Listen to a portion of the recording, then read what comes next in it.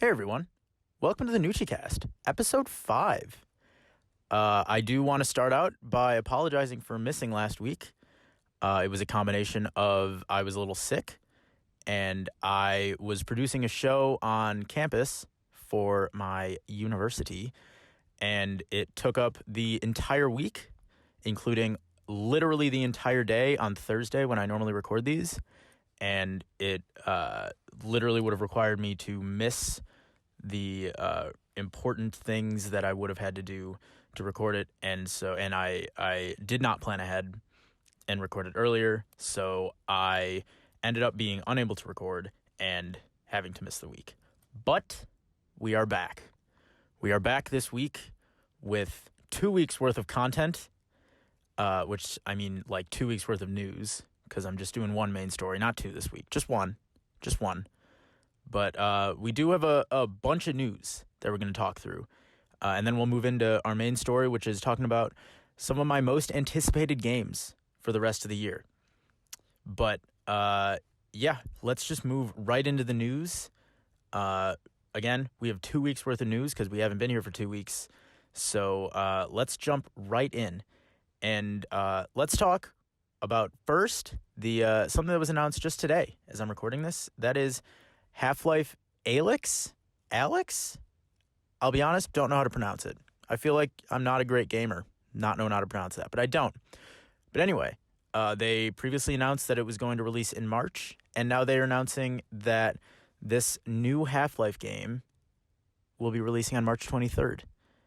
New Half-Life game. I pause there because that is a sentence we should be taking in with love, and we should be savoring, because God knows how many times we'll be hearing that for the rest of our lives. It's the first time we've heard it in 15? So just want to take that in. And the new Half-Life game. Now, it is in VR, so we do want to take it with a bit of a grain of salt. But at the same time, it does seem like Valve is actually putting effort into it. And it seems like kind of the way that Valve is transforming Half-Life 3 so that it doesn't have to live up to the title Half-Life 3, but at the same time is able to be a new and legitimate entry into the Half-Life series. And I mean, if I'm being completely honest, I've never played a Half-Life game. They were before my time of gaming. I think when Half-Life 2 came out, I was 5 years old. I know, date me, but as in put a date on me, not actually date me. That'd be weird. But Half-Life has been such a staple of that group of games that would just never release, and it honestly was kind of the headliner, the figurehead of that group of games that just never released ever. Because they're Valve doesn't know how to count to 3 because of Half-Life, and then also Portal, and also Left 4 Dead. But now we're getting a new Half-Life game. Who could have possibly known? Who honestly would have thought that we were going to get a new Half-Life game in 2020? Not me. But here we are, and Half-Life Alyx, Alyx, if we're doing it acronymically, March 23rd. Next on the news. Again, another thing that came from today is that reviews for Dreams are finally out. The Media Molecule project from Sony exclusive. Obviously, Media Molecule is a Sony exclusive. And this game has been announced since... This game was part of the PS4 reveal event in certain ways. This game, if you remember that little sizzle reel that they had at the start with the Move controllers, with those kind of little dancing guys, that was Dreams. So this game is at least 7-8 years in the making, and it is finally out tomorrow, out on February 14th, Valentine's Day.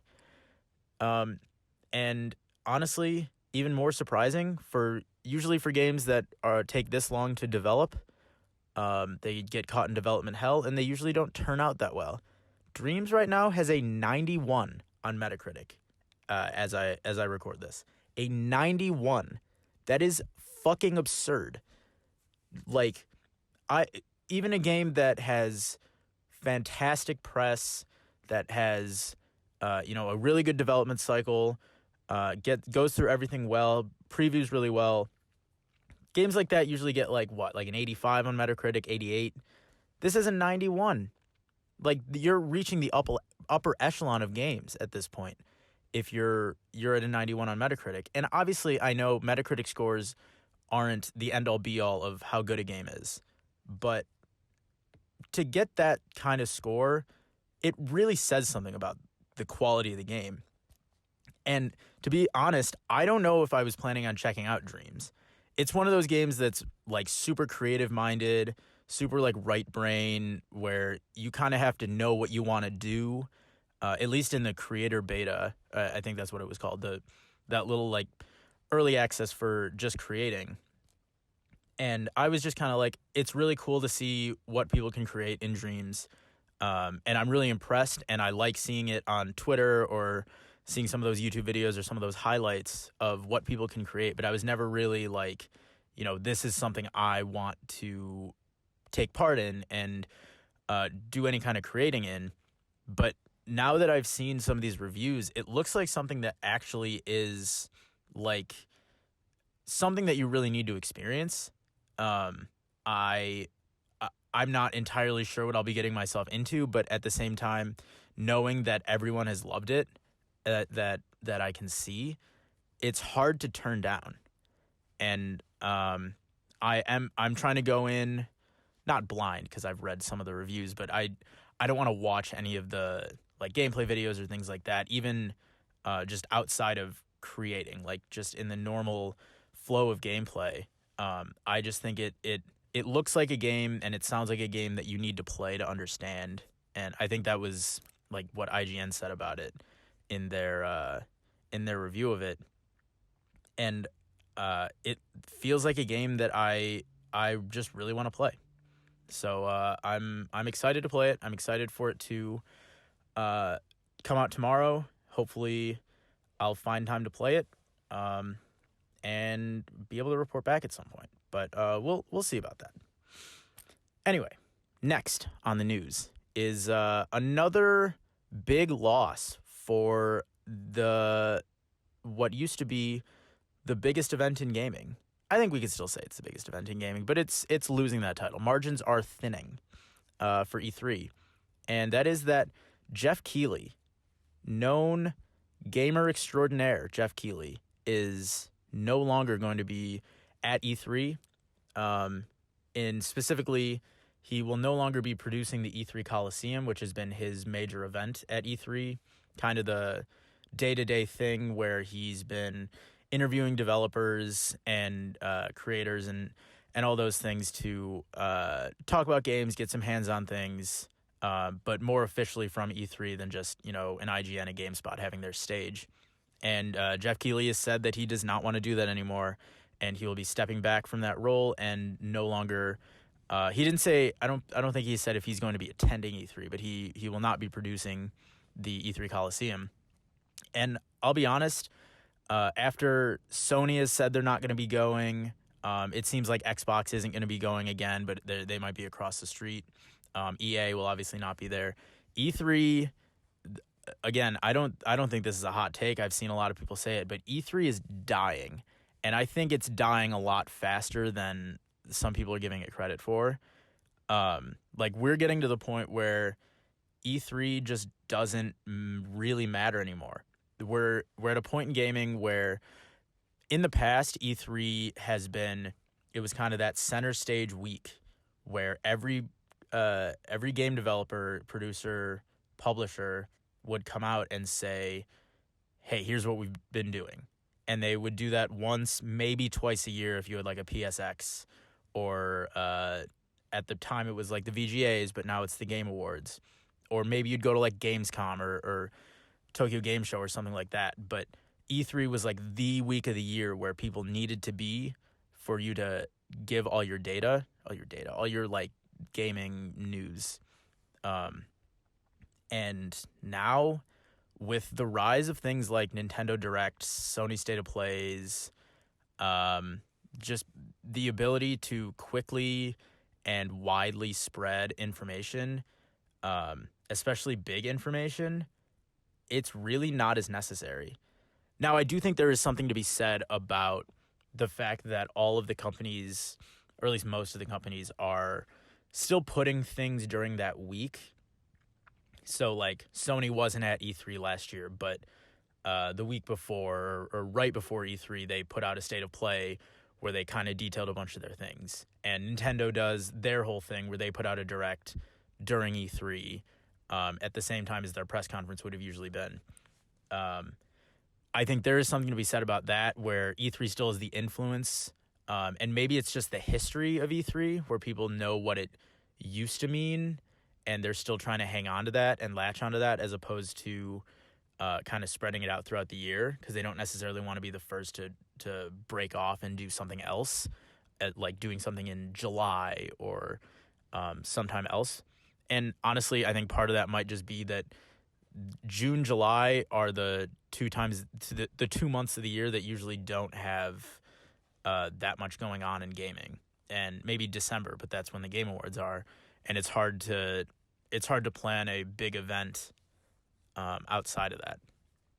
So E3 did, and maybe still does, have that time frame locked down in terms of having people announce all their things at this point. But the fact that everyone now is leaving E3, in now we see one of the biggest, if not the biggest, producers of content in gaming in terms of like external content from gaming, is like not creating games.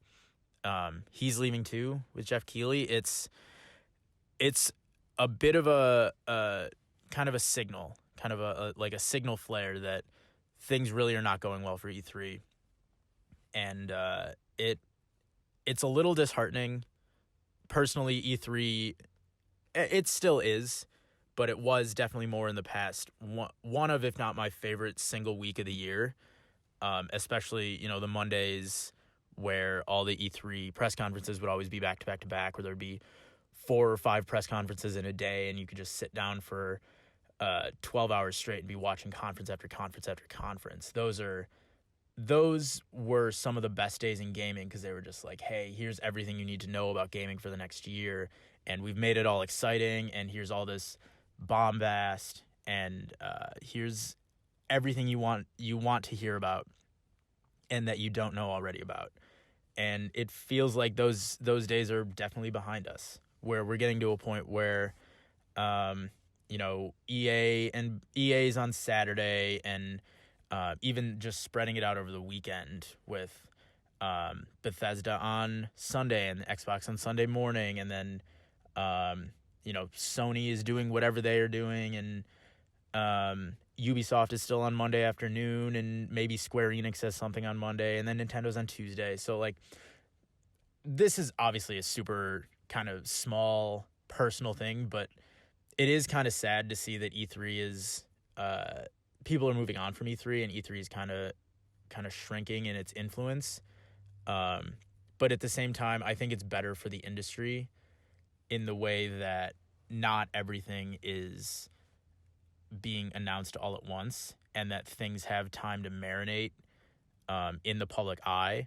So, like, if Sony were to do a State of Play maybe 2 weeks before E3 and announce a bunch of things, then they have 2 weeks to take up headlines and be the talk of the show. And then maybe at E3, Xbox announces a bunch of things, and they have a couple weeks to be all that's talked about. And then Nintendo announces a bunch of things a few weeks later. I think that's better for the industry, because it's not just 1 week where everything is thrown at you nonstop. It's more of a slow roll, kind of, here's another tidbit of information, here's another couple things of information here and there, which I think is really nice. And all in all, I just think E3 is really not something that is as necessary for the industry as a whole anymore, in the way that no trade shows really are, Think of how E3 just started as a trade show where these press conferences didn't really exist. Like they did in a smaller sense, but not in the kind of gigantic ways that we think about it now. They were much more industry focused as opposed to consumer focused, and it's it's sad to see it kind of dying. We'll see. I mean, I assume it'll still be a thing for a while, but I don't know how much influence it'll have for that much longer. Well, so my computer died, and we had a bit of a technical difficulty with my phone. So we are back at a different location and a different time recording. But we're back and we're moving on with the news. So, next is a bit of a clickbaity headline, but it's a headline that kind of brings up some interesting points and interesting conversations about gaming that I kind of wanted to chime in on. So, we'll discuss the headline first and then we'll get into it. And the headline is that the Epic Games boss says all politics should be removed from game companies. And now, again, that is a bit of a clickbaity headline. I think initially what it said was politics should be removed from games, but that is not even at all what he said. He said something to the effect of the game developers should be kind of separated from politics in a way of like a separation of church and state, not necessarily games themselves. And I think when you look at the headline, and when I initially saw this headline come out, it was a lot more like brewing up some kind of debate of people just reading the headline and not actually seeing what he said, because I think everyone kind of agrees that games can and should be political in certain scenarios. Not saying every game should have some political stance, because there are a lot of games are great and just do what they do and are apolitical, and that's perfectly fine. But there are a lot of games that are not at all apolitical, that take stances or that portray certain political things, and they absolutely have the right to do that. If you say that games shouldn't be political, then you're doing one of two things. You're either saying all art should be apolitical, which I think just is patently false. Like that, it's a wrong opinion. Like it's not even a bad opinion; it's a wrong opinion. With all the great political music and movies and art, like physical, like visual art, to say that all art should be apolitical is just wrong. But the other side of that is, if you're saying that games shouldn't be political, but other things can be political, then you're saying that games aren't art, which again is false. I mean, in my opinion, that's just, again, absurdly false, just untrue. Games absolutely fit into the same category as something like movies or TV or music, and or novels or whatever. And either way you put it, games definitely have the right to be political. I don't think, not even I don't think, that wasn't what the Epic CEO Tim Sweeney was trying to say. He was just trying to say that there should be no politics in a game developer, in that, like, hey, like Naughty Dog shouldn't be backing a political candidate. And I think I generally agree with that. I don't think that's a really crazy thing to say, that like here's this thing that is unrelated to politics in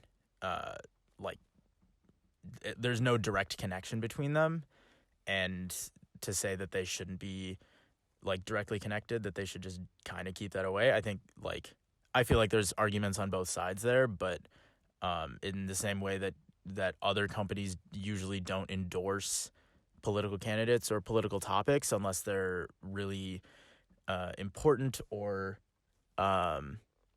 like very pressing to that specific company, or at least socially relevant, then I feel like,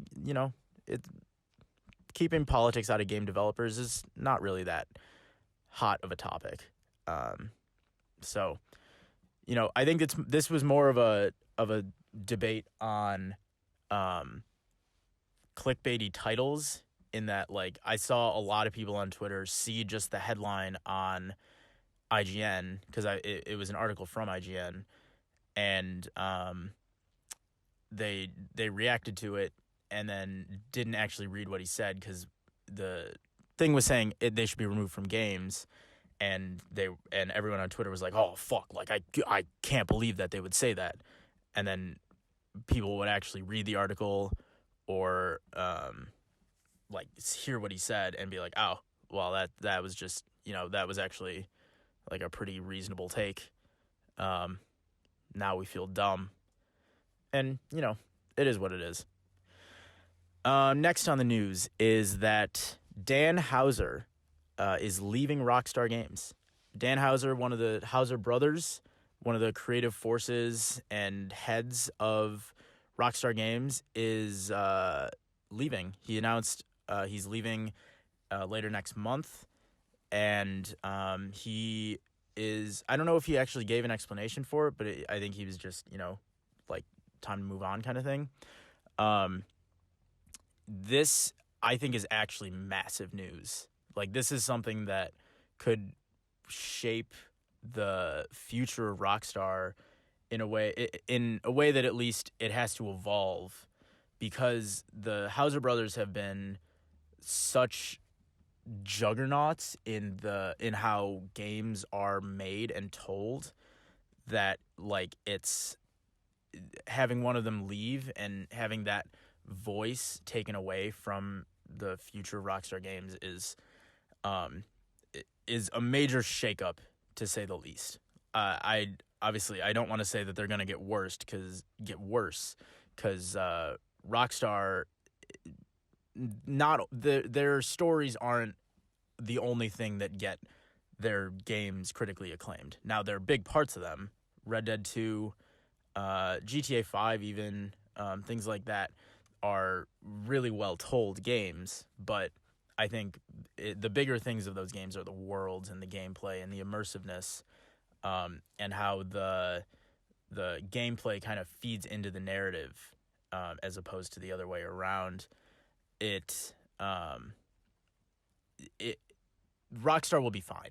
Like I'm not gonna sit here and say that Rockstar's doomed and that GTA 6 we should be in panic mode because Dan Houser's leaving the company. But now, one thing I looked at is the stock of Take-Two, who owns Rockstar. The stock of Take-Two dropped like 5 or 6% that day. And like, not, again, I've mentioned this before, but the stock market isn't everything. But that really shows how much Dan Houser has an impact on this company. The Rockstar is such a massive part, not only of Take-Two, but of gaming overall, and Dan Houser is such a big part of Rockstar that it'll definitely be interesting to see where the next game that they put out goes. Now, I'm assuming the next game they put out is GTA 6, maybe 2021, hopefully. It's kind of weird. They're making so much money off of GTA Online that they literally never have to put out another game, but you assume it'll come out sometime in the next year or two, and you assume that a lot of the writing on that is already done, so you just think about the future, where they go in the future. And again, I don't think Rockstar is doomed. I don't think that they're gonna really have to reevaluate and become a different company because Dan Houser's leaving, but it is definitely something that there are definitely going to be consequences here, and we don't know exactly we don't know if the narratives are going to take a hit or how much they're going to change in terms of the way they're told or how good they are. But yeah, I think it's just a big shakeup in gaming, and I guess we'll just have to see where it goes from here. All right, last item on the news is that Phil Spencer, head of Xbox, says that Xbox's main competitors are Amazon and Google, as opposed to Sony. And so here's the exact quote of what he said. I don't want to be in a fight let me restart that. I don't want to be in a fight over format wars with Nintendo and Sony while Amazon and Google are focusing on how to get gaming to 7 billion people around the world. Ultimately, that's the goal. So what he's saying here is that the main competitors that Xbox sees in the future are Amazon and Google in the cloud space, as opposed to Sony and Nintendo in the physical console space, because he wants to expand gaming to every person around the world. Any person who can access the internet should be able to play games. And I think that's first and foremost a very respectable and noble goal, is to get gaming, this thing that we love to do, to everyone around the world who don't already have it. I think I don't think Phil Spencer is saying, hey, fuck Sony, like, we don't care anymore, because they wouldn't be releasing a console if they didn't think that consoles were still viable, and their main competitor in the console space is Sony. So it's not like they're not going to be watching Sony whatsoever and they think they're an entirely different Venn diagram, that, like, they're just two non-connected circles in the Venn diagram. But I think it might say something about where gaming is going to be going in the future. With Stadia releasing, last year, and just being an absolute flop, both commercially and critically, and just from everything I've heard, that no one likes it. Not no one. That's a stretch. That it doesn't perform necessarily as well as you want it to, but it also doesn't have the games yet. And I believe in Google that they're going to keep investing in gaming, in streaming, but Stadia did not do what it needed to do to get out of the gate strong, and I don't know what's going to happen with Amazon. Now, Amazon has shown that they're just willing to do whatever they want to do. They have almost infinite money, so they can pump like $1 billion into R&D if they wanted to, into creating some streaming service. And honestly, I'm sure they are. They just created Amazon Prime Video for like no reason, and then it's super successful now, so like fucking whatever. But I do think it's a little misleading to say that Xbox doesn't care about Sony, because clearly they do, and clearly they are still huge competitors there, especially in the next few years, as cloud gaming starts. Like, it's taking off now. It's still in beta in most scenarios, so it's certainly not something that's going to be ubiquitous around the world in 2 years. But it is interesting to see where their focuses lie in the future, and I do think this kind of shows that console gaming as we know it is not going to be the same. Like, if Xbox Series X becomes like the iPhone, and it's like, oh, in 4 years or 3 years we'll get like Xbox Series X2, or Xbox like Series Y, I don't know. Like, that's probably what's going to happen, but it seems like they might start splitting their focus into, hey, you can get this Xbox, which is kind of like sequential upgrades in the vein of the iPhone, or if you don't want to do that, you can just give us like $15 a month and play cloud games for whatever you want to do. Like, I think that'd be interesting. We'll have to see how it catches on, and how it catches on really kind of hinges on how well it performs. And I guess they've been doing it for long enough that hopefully they get it to perform well. But I like to play a 1080p game at 60 FPS on like even 50 megs down feels difficult. But, I'm not the engineer here, so we'll see what they can do. Hopefully they can. But I like I said, cloud gaming I still think is as a ubiquitous concept, even in the U.S., is probably still 4 or 5 years out. And to get it around the world, is even farther than that. And who knows what we'll see in 4 or 5 years? Like, who's still in the gaming space, and who has entered? Like, Amazon right now, not in it particularly. Google right now, kind of in it. Who's gonna be the big players by that point? Is Netflix gonna join? I don't know. Is Nintendo gonna somehow pop out some massive streaming service? I don't know. We'll see. I think it's a really interesting topic of discussion and strategy, understanding of where Xbox wants to go in the future. And I don't think Sony is against that, but Sony is definitely, especially this generation, focused on the games instead of the hardware. And their hardware was originally better than the Xbox's. PS4 Pro is not better than the Xbox One X, but they're much more game focused as opposed to hardware or feature focused, and Xbox has definitely shown that tendency to be much more feature focused. And I think Xbox is the ones with the backing of Microsoft to create a cloud gaming platform that people actually enjoy. So that's the news.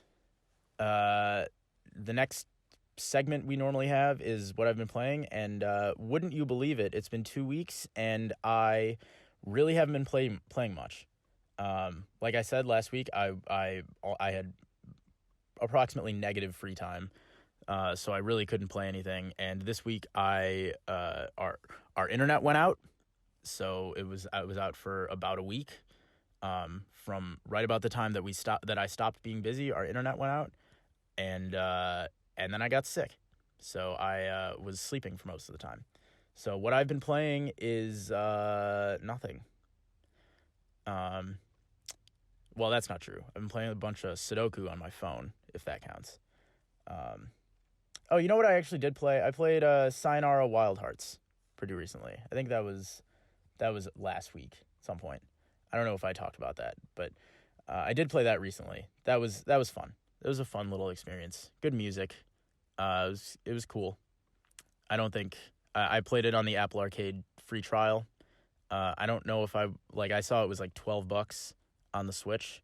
I don't know if I would have done that. I don't know if it was worth it. Music was really cool. Visuals were fun. It was an interesting experience, but it definitely feels like a mobile game. And yeah, I applaud them for what they were doing, basically making a game around an album, and making the album really good and enjoying, having me enjoy playing it. But yeah, it was fine. It was good. It was good. A couple songs I liked. Well, most of the songs I liked, but nothing really to write home about. So, moving on from that fucking incredibly long segment, our main story. And the main story this week, I want to talk about my 10 most anticipated games for the rest of the year in 2020. This was inspired by the fact that Dreams came out, or is coming out. And I was just thinking, I don't think that would have made it on my top 10 most anticipated games, but what is on my top 10? And unlike last time or the last few lists I've done, I'm not going to rank these. These are just, I just kind of put them in order because I didn't I think my number one is probably pretty obvious, but the rest of them I'm just I want these games to be good. I'm excited for them, but I don't know. I'm not I'm seventh most anticipated for this one. It's whatever. But I kind of just want to talk about what my most anticipated games are, why they're my most anticipated games, and what I think is going to happen around their launch. Do I think they're going to be good? What their expectations are, and what might the landscape be. So, number one, and by number one I mean first. Actually, no. This is the one that I could say is probably my number one overall, because it's the sequel to one of, if not, well, one of my favorite games of all time, Last of Us, obviously, like, duh. Um, Comes out May 29th. I don't know what's going to be said, what I can say about this game that hasn't already been said. It looks incredible. I've watched obviously it was announced like what, 4 years ago. I think 2016, right? Like just a fucking absurd amount of time ago. Which I don't love that they did. We knew even back then that it wasn't going to come out for 2 or 3 years at least, and now we're pushing 4. Well, 3.5, I guess, when this comes out. But like, even then, I watched the trailers and I was just like, holy shit, man! Like this game is gonna fucking rock. Like, and everything I've seen just absolutely supports that. Since that trailer, that like reveal trailer, and then the couple since, I think the last trailer I watched for the game was the E3 demo where they were in like that, when Sony did that like dumb E3 thing where they like moved everyone to a different area. That one where they're like, they should be terrified of you. I think that was the last trailer I watched for the game. I don't know how many have been released since, but I'm trying to go in blind after that, because I know there was like a hands-on demo at PAX this week, and I'm just like, I don't want to see it. Like, I'm already sold on it. I don't need to know. But like, Last of Us is, the first one was just one of the best stories I've ever seen in games. Like, it's a story that I didn't know could be told in games, but also like could only be told in a game, because it could not have been done as well in a movie, like, because it took so long and it was so gradual over like what, 15 hours. Like, you can't tell that in a movie because it takes 7 fucking movies to get to 15 hours. And they said this one is going to be longer, and like, I'm just so excited for it. Like, Neil Druckmann is in another world in his writing in games. He completely understands how to write a game, because that it's not only dialogue and cutscenes, that it's environmental and it's in gameplay, and I'm just so excited for it, man. Like, I can't get enough of it. When it comes out, I'm going to be absolutely fucking all over it. And yeah, we're looking good. 3.5 months, we'll be there. Next on my list of the gray area between 2 and 10 for my most anticipated games is Doom Eternal. Again, a lot of people are excited for this game, and rightfully so. Doom 2016. I actually, the first time I played through it, I didn't love it. I don't know what it was about it. I think it was just like, it might have just been like not what I was looking for at the time. Like, it just didn't hit the itch that I wanted. And I played through it and I was like, this is fine. Like, it's good. Like, I know what it's doing, and I know why people like it, but I'm like, this ain't me, chief. But I finished it and I was like, whatever. But then I think what happened was I looked through the achievements and I was like, I need to play through it like one more time just to get some stuff. And I played through it again, and I was like, this game fucking slaps.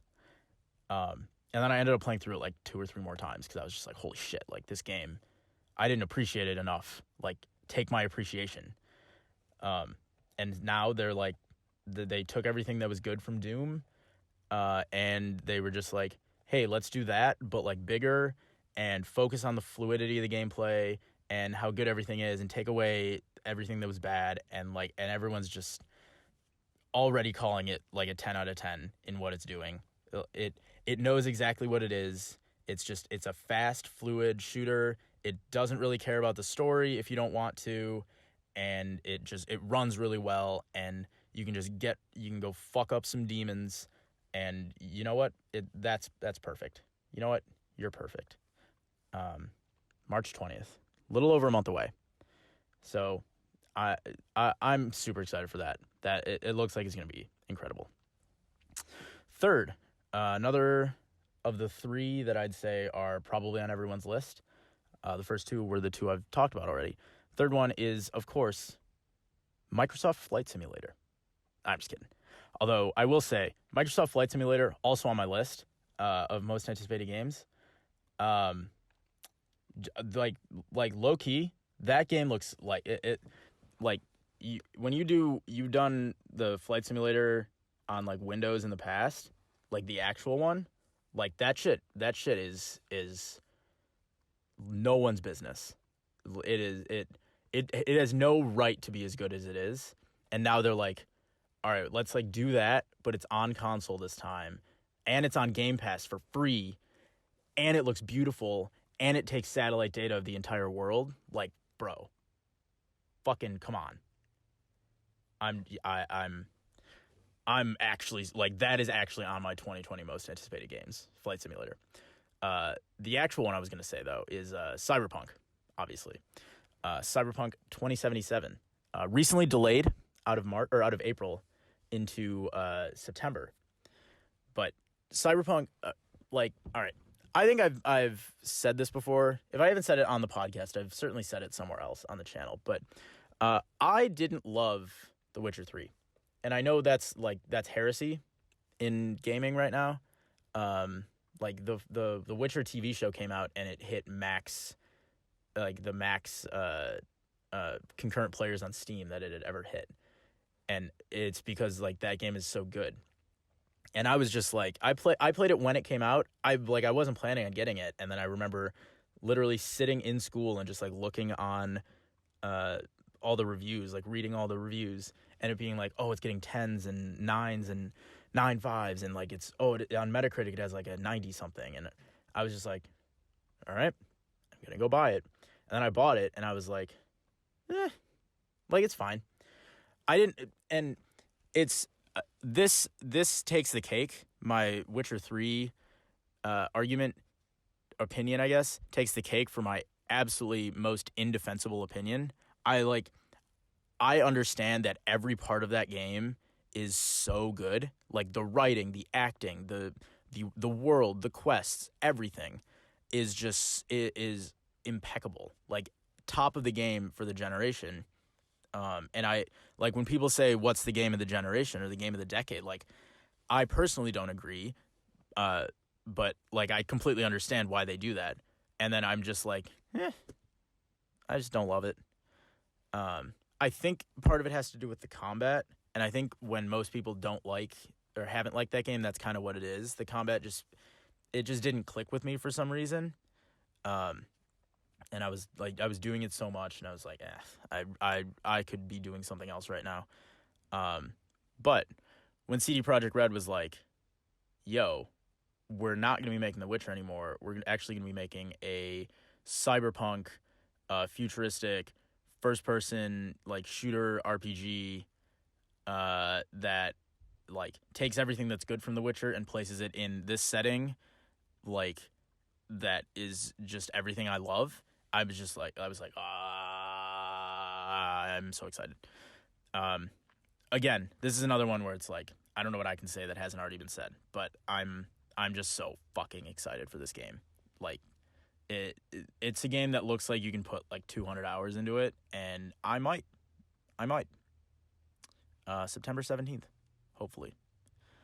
Next is a game. I don't know if we're convinced this game's going to come out this year. There's a couple of those on this list that we're not convinced are coming out this year, but I put them on here anyway because, like, you know, like whatever. Like who honestly cares? If they get delayed, they get delayed. Games get delayed all the time. But this one it was originally announced for this year, so we're gonna call it this year. Watch Dogs Legion. Now, Watch Dogs 1 was disappointing when it came out. I still liked it, but like there were a lot of things about that game that I entirely understand why people didn't like. And I was just, you know, I understand it. Now, with the hype that was behind it, it couldn't have lived up to it, but I enjoyed it for what it was. Watch Dogs 2 was fucking phenomenal. That was on my Games of the Decade list. Honorable mention. but like fucking phenomenal. Loved it. Fixed a lot of the problems from Watch Dogs 1.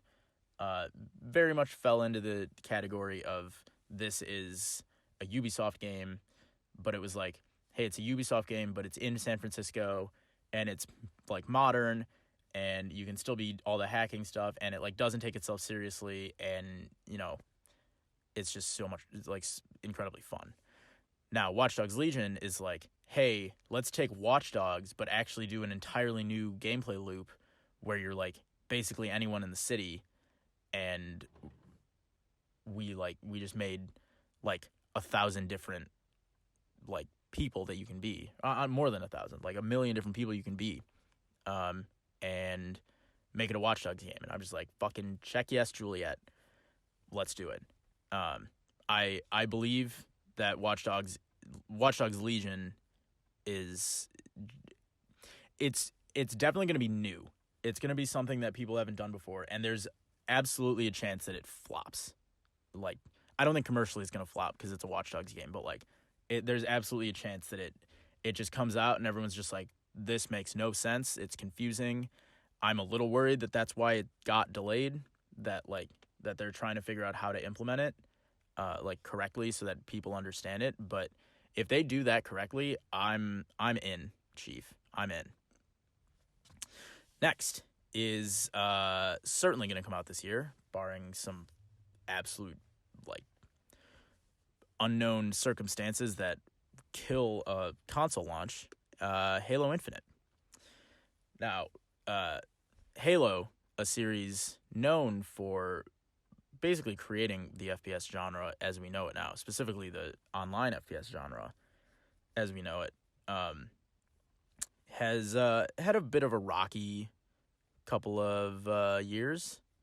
You know, Halo 4, fine. Halo 5, Halo Infinite, I think what they're looking to do here is, it seemed like from the trailers we've gotten that they're trying to make it maybe not open world necessarily, but like you know, like open world kind of thing, that like in the way that like Uncharted 4 was kind of open world, where it's like, actually no, that's a bad comparison. In the way that like, you know how every game is open world now, even if it's linear, where they're like, hey, like it's open world, like you can go do whatever the fuck you want. But like if you complete this task, this mission, then we're gonna move on. It's like one of those. Like they're probably gonna be side quests and shit. And honestly, I think that's cool. If they come out and they're like, hey, this is the biggest world we've ever created. It's astonishingly big, and like there are side quests, but if you want just like a straight up Halo shooter that's like story that's like 8 hours long, and you just want to do that, great. But if you want to go drive around and shoot some fucking grunts, if you want, you can do that too. Like, you know, in Halo 1 where there was the one mission that had the huge open world, like that, but like a whole game. I think that'd be cool. And I think this is going to be the game that defines the Xbox Series X. Like, for better or for worse, this is the game that has been associated with it from the start. Even though Xbox has been acquiring all these studios and trying to increase their portfolio of games, like this is their launch title. I don't care what the other launch titles are. This is it. And this game needs to be good. Like, Xbox has had such a rocky generation. I know they've built up their brand since the launch, and they don't see Sony as a competitor anymore. This game needs to be good for Xbox to do well. I believe, because this is a game that, like, it's going to be on Game Pass. It's going to be a system seller. It's going to be a reason that people buy a console. And if it's not good, people might just flock back to the PS5 because they have no reason to buy a Series X, which would be sad. But I'm hopeful. I'm excited. Next is a game in development hell, as far as we know, because it was delayed and not given not even a window.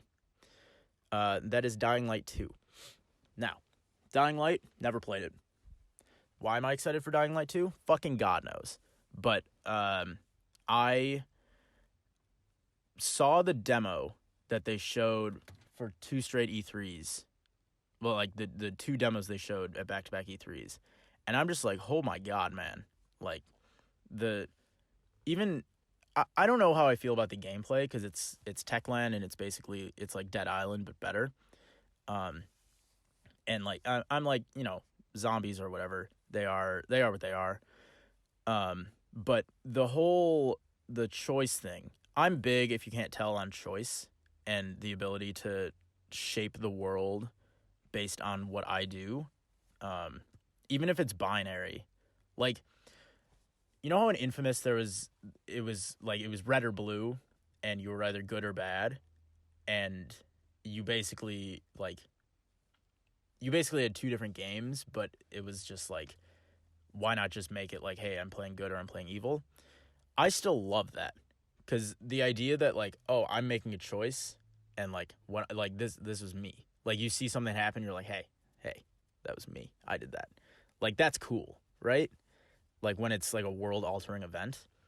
And I think the way that they showed off Dying Light 2 in the E3 demo where they revealed it, where they had almost, it looked like a Quantic Dream demo where they were showing, oh, this can happen, but like if you did this thing earlier, then you won't even get to that point because this other thing happened. It's because like, oh, the peacekeepers are going to kill this guy, and because of that there's going to be a riot, and because of the riot you're going to be able, or you're not going to be able to get to the water supply, and because of that you have to go or something. But like, hey, if you like pacified the peacekeepers and like whatever got them out of the way, then there won't be a riot, and then you can get, you know what I mean? It was one of those things. And obviously the way they showed it off is probably not going to be how the actual game plays. But I think the way they showed it makes it seem like a really cool, not different necessarily, but at least fully fleshed out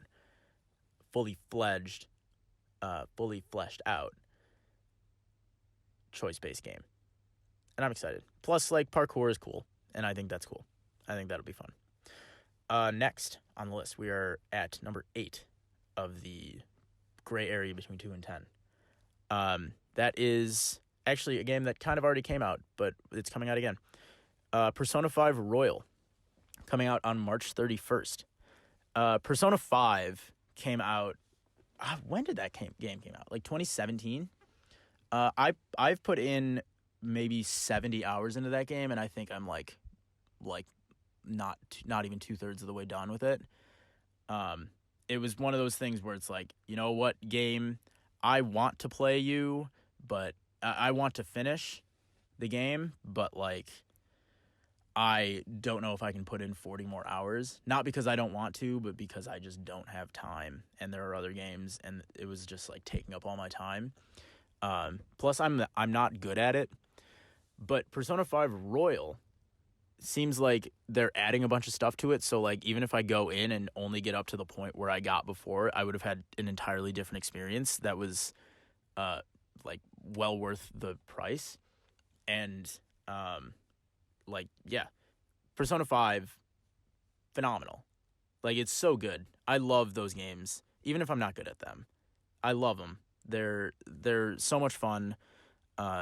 They just hit that like weird itch where you can play for 5 hours straight, and you're like, I didn't even like. Hey, it's like dinner time, right? And then it's 3 a.m.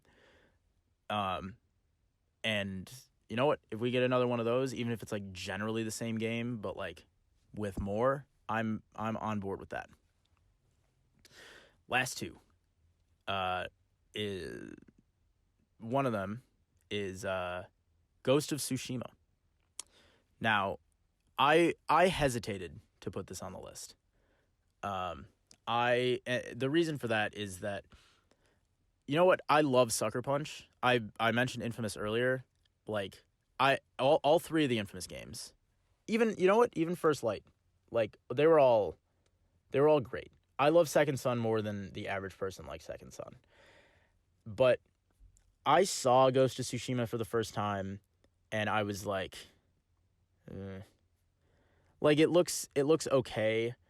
The way the camera works kind of weirds me out, and it feels like I don't know what the game is. Like I saw the gameplay that they showed, but I'm still kind of like I don't know what am I doing? And like I guess there's an argument for that like mystery that going in you kind of don't know what you're going to do, so you're surprised, but also I'm not sold on it. Like it looks fine. I mean, visually it looks amazing, but it didn't sell me on the gameplay alone, and I just don't know what else what is going to sell me on it, cuz like Infamous, like great games. It wasn't like I didn't play those necessarily, like they had good stories, but it wasn't like I played them for the stories, and like I don't know what this story is going to be, but it hasn't really told me yet. But I don't want to shit on it because it's on my most anticipated list. It is still a Sucker Punch game, and like if Sucker Punch and Nate Fox and all them are backing this game with the full force of their team, then I believe in them, and I think they know, or they're good at gameplay, and they're good at just generally making games, and I'm at least excited or intrigued at how Ghost of Tsushima will turn out. But like I said, I did hesitate to put it on the list because I'm not entirely sold on it, and like plus it was revealed a while ago and they still don't have a date on it. They have they have summer. Actually, they didn't have a date on it for a while. I don't have right now if they have a date, but they hadn't put one on it for a while, and it feels like a game that they might just be throwing out in the middle of the summer, like in the end of a console generation, because they're just like, that like, ooh. But at the same time, it might be like the last triumph of a generation. And lastly is another one of those, we don't know if it's going to come out this year. Honestly, probably not, but I put it on anyway, is Elden Ring, the George R.R. Martin and From Software game. Honestly, we don't really know how much George R.R. Martin is going to be involved in this game. I think he was like part of the lore, like part of creating the world, but he's not sitting down writing code to make you die faster. But like Elden Ring, just there's really not much need to understand, or not difficult to understand why I'm excited for this game, because it's another From Software game, and we assume it's just going to be a cool, like difficult Metroidvania, like gameplay focused Dark Souls game, and I love that. I think that's cool. Yeah, that's my 10 most anticipated games for the remainder of 2020. Now, to be fair, I didn't do this at the start of the year, but none of the games that have come out to this point are or would have been on the list regardless. So count this as my 2020 most anticipated games, period. You know what? Just don't even say for the remainder of the year. That parenthetical, just throw it out. Put it in the trash. My 2020 most anticipated games, period. And we're done. So yeah, that's the NoochieCast, episode 5. We'll be back next week. Hopefully no more combinations of sicknesses and busy weeks all at once that will stop me from creating the NoochieCast. But yeah, thank you for listening. NoochieCast episode 5. You can follow me on Twitter at mbnucci. But yeah, like I said, thank you for listening, and I'll see you next time.